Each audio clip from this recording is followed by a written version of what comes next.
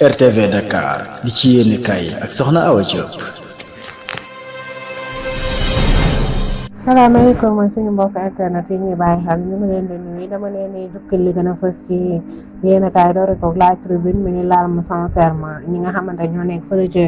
diwaan terme si de jamono yi ñu ngi jooy ba amatuñ daanaka ay rongoñ wala nga xamante ni seen rongoñ daal du fer ci jamono ji. La famille omarienne a annulé leur ziar et màggal maanaam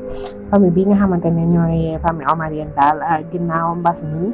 ñoom seen xel dalul benn yoon ci organiser ziar ak agaam ba tax na ajane nañ ko ba jamono yii di ñëw. Wolof quotidien des si loolu ba tey daal ne la famille omarienne annule tout maanaam bàyyi na bépp xew-xew bu waroon a am ci seen gàmm gi maanaam ajane nañ ko. Sur le quotidien ni Macky réhabilite leur gouverneur maanaam delloo nag ku ci nekk ci gouverneur ci place am ngir mu mën a wéyandil ak liggéey bi nga xamante ne moom la fa daal di amal ginnaaw benn réunion bu mu sekkoon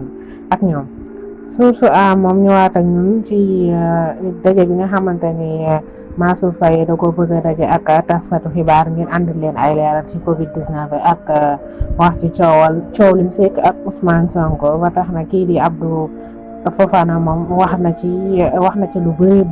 di xam ne ni maanaam Mansour Faye daal waru woon a convoquer ab conférence de presse benn yoon ndax maanaam nekk na kii boo xamante ni jaru ko te bilan bi liñ ci war a xam daal dinañ ko xam.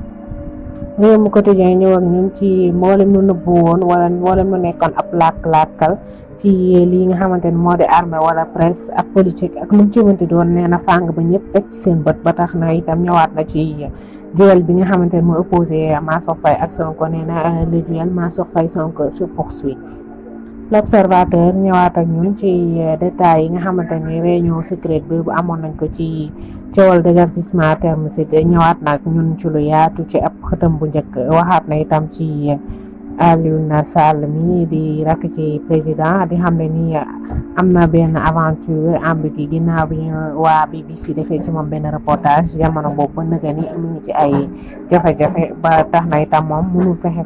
ba sénégalais yi bàyyi problème boobu dinañ ko topp ba lu leen ci yoon may rek ñu jël. Les Échos daal ni les magistrats de Dakar cassent le ministre de la justice maanaam ñu ngi dajaloo def ab takk ngir jàppale seen naataango bii di Souleymane Teliko mais bëgg nañoo dàkkandi ki nga xamante ne moo yor wàllum yoon nee nañ bëggatuñu koo gis benn yoon doyal nañ ci moom mais li leer ba leer mooy ñu ngi jàppale bu baax a baax seen naataango bii di Souleymane Teliko. te mooy daam ne Macky Sall déroule le tapis rouge à Delen et Fache Condé maanaam dafa tàllal kii nga xamante ni moo di tapis rouge bi kii di opposant wu Condé loolu moo waral Condé daal di tëj ay frontière am ay jamono ji mere na ko bu baax a baax. Le quotidien ñëwaat ak ñun ci jàmmaarloo bi nga xamante ni population ñu koy am ak takk der yi ba tax na itam des fois takk der yi mën leen a def ay gaañ wala ñu xoqatal leen wala ñu andil leen ay problème mais daanaka du mujj fenn duñu am benn àtte noonu daal lañ leen bàyyi ñu doxal nu mu leen neexee. dañ koy jeexal rek laas mi ñëw ak ñun ci Amadou Hott daan ni maanaam moom jamono yi bëgg naa 60 millions ngir cote des marchés bi ngir mën a jàppale président Macky Sall ci sukkali bi muy sukkali comme réew jërë ngeen jëf ci kóolu seeg bàyyi xel bi dee leen woy di abonné ci RTV Dakar.